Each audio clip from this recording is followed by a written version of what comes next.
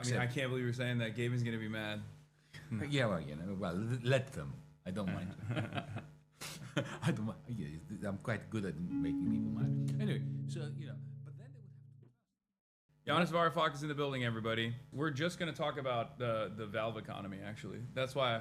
That's why what you wanted out of That's me, why right? I brought you here. Yeah, to talk about Gaben. Hello, everyone. To talk about Gaben and the valve economy. He wants insider information. Yeah, that's what I want to know because he cooked the CS:GO knife market recently out of nowhere. I don't follow. Yeah, I have to tell you that I don't follow. No, I'm kidding. I know. Well, they might not know because everyone is always shocked because they might know you as Marxist academic.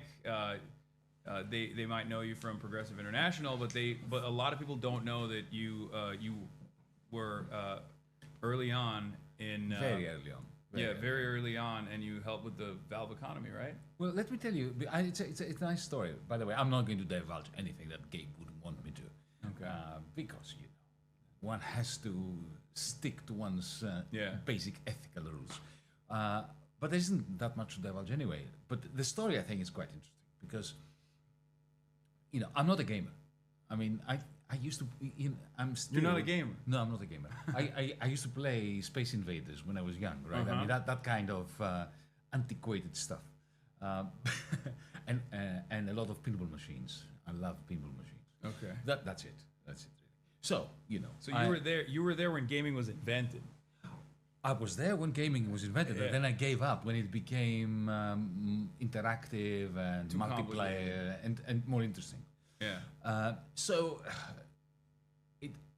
around 2007, 2008, with the great financial collapse, I got seriously stuck into what was happening in the world of finance, especially in my neck of the woods, because my country became effectively ground zero.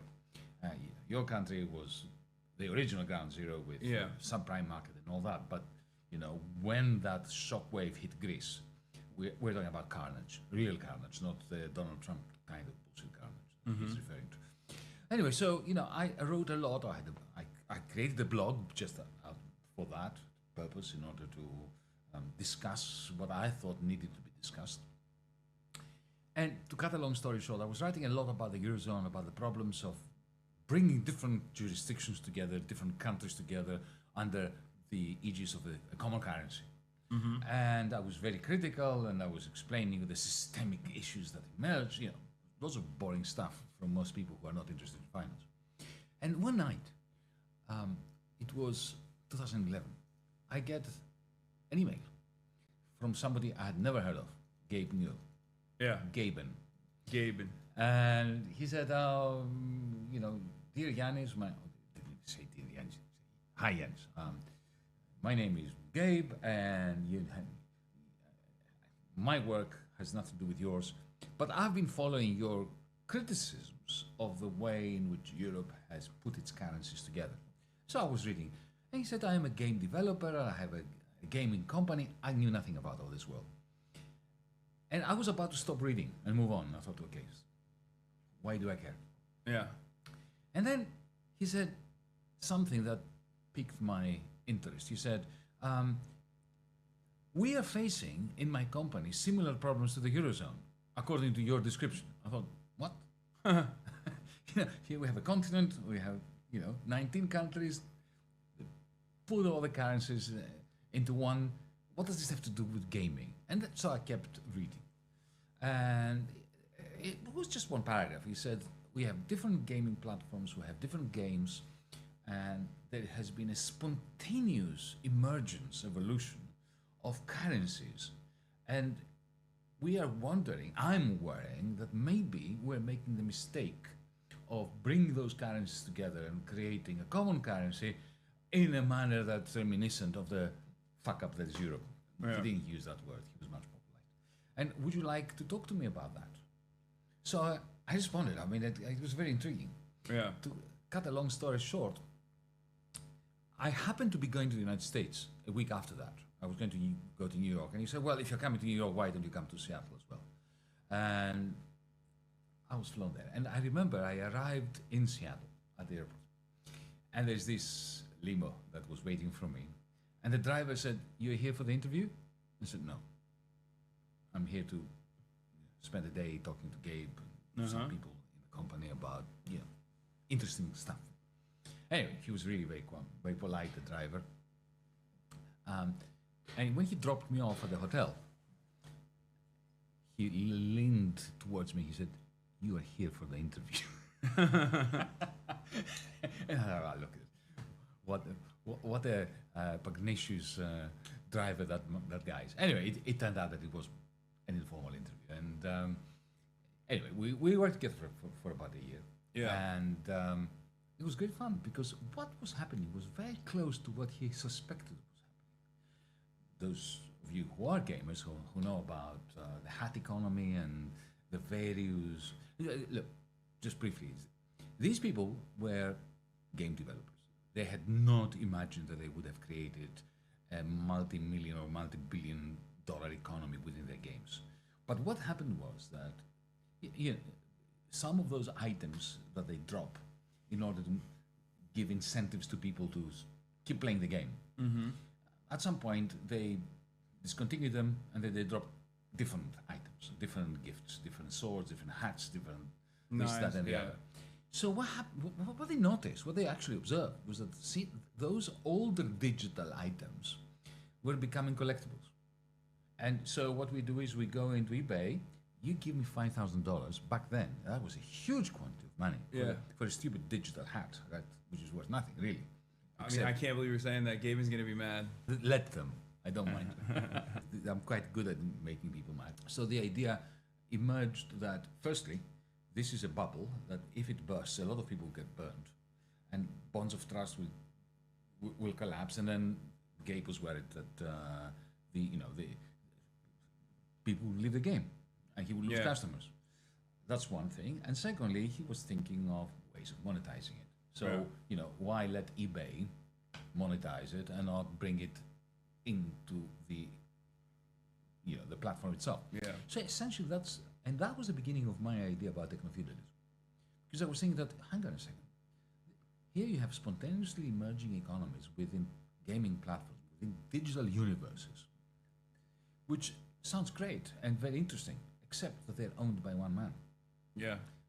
And he's the techno-feudal lord. He may be benevolent. Yeah, I was about to say he could be malevolent. At least on the internet, he's regarded as like the only good benevolent techno-feudal lord. Yeah, well, okay, but I don't know how he has behaved since 2012, which is the last time I spoke to these people. People, your audience will have to tell us. No, even to this day. Well, Turks have a special place for Gaben because I think he did like a price adjustment. Was it him who said like piracy is a service issue? I think it might have been him who said that. Sounds like him. I don't know. I Yeah. haven't heard him say that, but it sounds like. But I do agree with that on principle because like I grew up, in the participating in the black market for video games because in Turkey it's like impossible to access them, and there was a secondary market in the country where we would go to like a brick and mortar retail store that would sell 2 lira video games that were downloaded on the internet. So they would like crack the game so you could play it without having to actually purchase it online. And he's right. The only reason why I downloaded these pirated copies or purchased these pirated copies at these stores was because it was inaccessible. It was impossible to access it. And what he did was he did currency adjustment. So if a game was like $5, that's right. It was 5 lira equivalent in Turkey, and that's why Turks that's not really love him. Particularly progressive. This is simply smart business. But because I think because other companies are much more greedy, that he looks better in comparison. No, I understand. But it's not just that. The way in which Valve was run internally, the horizontal, or at least in theory, horizontal management structure, or lack of management, the rather anarcho-syndicalist aura that the place had. So you chose your own projects. You didn't have a line manager, and you just had an idea and you put it out there on the internet and you ask people, this is what I'm doing. Would you like to join me? And nobody could say, bad idea, don't do it. It was a question of whether you could garner enough support from other employees to come and work with you. So what I did was, the few months I was there, I actually studied that economy. because it was an economy in the making, and it felt, as an economist, it was a dream come true. You know, Hassan, do you realize I didn't need statistics? Because I was God. Yeah. When you're God, when you have all the data, when you're omniscient, why do you need statistics? You need statistics only when you don't know, and you try to sample in order to get an approximation of the facts. Yeah. But if you have all the facts in real time, you know exactly who did what when. Yeah. Throughout, from beginning to now, in real time. So it was very exciting. And and I studied the way in which different items emerged as currency, candidates, and how the exchange rates between them. It was, for me as an academic economist, like being a child in a lolly store. Yeah. So that's just a little bit of background Okay. for the audience that might not know. But you're here in the Web Summit in Qatar. We're in the heart of conflict.